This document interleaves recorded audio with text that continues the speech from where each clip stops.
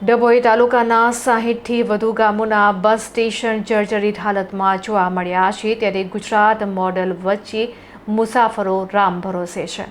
એક તરફ સરકાર ગુજરાતને આધુનિક મોડલ સ્ટેટ તરીકે રજૂ કરી રહી છે, ત્યારે બીજી તરફ ડભોઈ તાલુકાના ગ્રામ્ય વિસ્તારોમાં વાસ્તવિકતા કંઈક અલગ છે।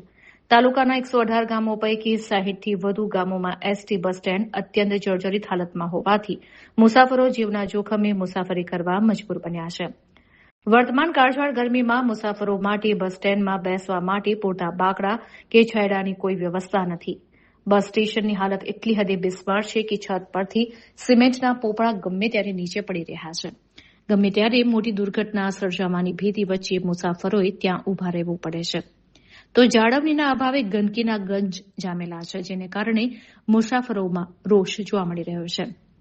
સ્થાનિકોનો આક્ષેપ છે કે એસટી નિગમ નવી બસો દોડાવવાની વાતો કરે છે, પરંતુ ગ્રામીણ જનતા માટે પાયાની સુવિધા સમાન બસ સ્ટેન્ડની મરામત માટે તંત્ર પાસે સમય નથી।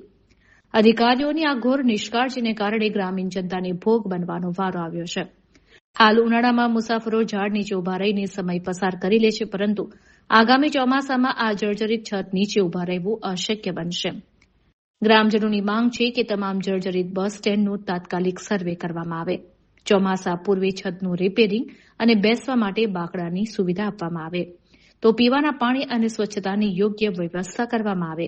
જો સમયસર પગલાં લેવામાં નહીં આવે તો મુસાફરોએ ભારે હાલાકી વેઠવી પડશે તે નક્કી છે।